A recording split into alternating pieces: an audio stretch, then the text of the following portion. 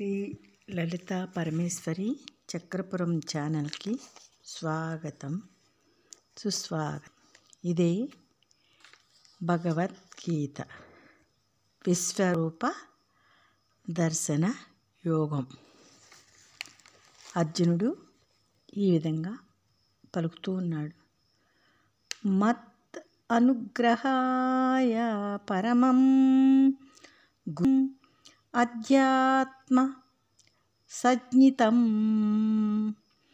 యత్ త్వయా ఉక్తం వచః తేన మోహః విగతః. అర్జునుడు ఈ విధంగా పలుకుతూ ఉన్నాడు. నన్ను అనుగ్రహించుటకు శ్రేష్టమైనదిను రహస్యమైనదేను ఆధ్యాత్మమనబడునది ఏ మాట బోధ నీ చేత చెప్పబడినదో దాని చేత నా ఈ మోహం పోయినది కృష్ణ అంటూ ఉన్నాడు. భవ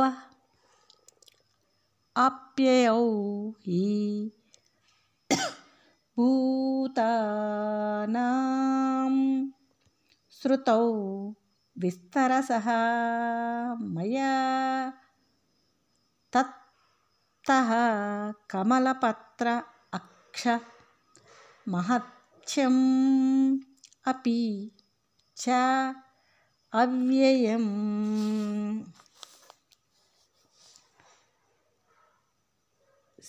శ్రీకృష్ణ మాధవ, భూతముల యొక్క ఉత్పత్తి లయములను విస్తారముగానే నా చేత నీ నుండి వినబడినవి. నీ యొక్క శాశ్వతమైన మహిమయును నీ నుండి విశదముగానే విన్నాను అని అంటున్నాడు. ఏవం ఏతత్ యథా అదద్ధత్వం ఆత్మానం పరమైశ్వర ద్రష్టం ఇచ్చామి తే రూపం ఐశ్వరం పురుషోత్తమ. మాధవ, నీవు నీ గురించి ఏ విధంగా చెప్తున్నావో ఇది ఈ విధమే మాధవ. నీ ఈశ్వర సంబంధమైన నీ మహిమతో కూడిన విభూతులతో కూడిన రూపమును చూచుటను కోరుచున్నాను. మన్యసే యధి తత్సఖ్యం మయా త్రష్టుం ఇది ప్రభో యోగ ఈశ్వర తతః త్వం మే త్వం దర్శయ ఆత్మానం అవ్యయం.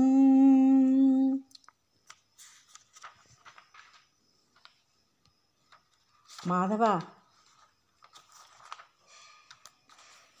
నా చేత ఆ ఈశ్వర రూపం విశ్వరూపం చూచుట సాధ్యమని అనుకున్నట్లయితే అప్పుడు నీవు నాకు శాశ్వతమైన నీ ఈశ్వరత్వమును రూపాన్ని చూపించు అని భగవానుని అర్జునుడు అడుగుతూ ఉన్నాడు. భగవానుడు ఈ విధంగా చెప్పినాడు. పశ్యమే పార్థ రూపాణి శతశః అథ సహస్రశః నానావిధాని దివ్యాని నానావర్ణ ఆకృతీని చ. మాధవుడు ఈ విధంగా చెప్తున్నాడు. చూడు అర్జున, నాకు సంబంధించినవి నీవనుకునే దివ్యములు అనబడే నానా విధములైనవి వివిధ వర్ణములతోనూ వివిధ ఆకారములతోనూ ఊహించినవి వందలో ఇంకా వేల సంఖ్యలో నీవనుకున్న సంఖ్యలో నీవనుకున్న విధములుగా రూపాలని చూడు అని భగవానుడు అంటున్నాడు. నీలో ఉన్న నామ రూపాత్మక భావాలను ఏ రూపాలను చూస్తావో చూడర్జున అని భగవానుడు అర్జునుడితో అంటూ ఉన్నాడు.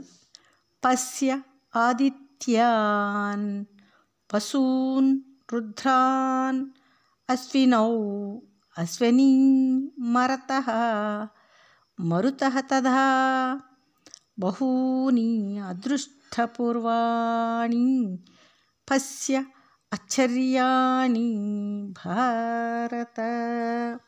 అర్జున, 12 ఆదిత్యులను, 8 వసువులను, 11 రుద్రులను, అశ్వినీ కుమార ద్వయమును, 7 మరుద్గణములను చూడు. ఇంకా అది వరకు చూడని అనేక నీ జగద్భావంలోని ఆశ్చర్యాలని చూడు అని భగవానుడు అర్జునుడితో అంటూ ఉన్నాడు.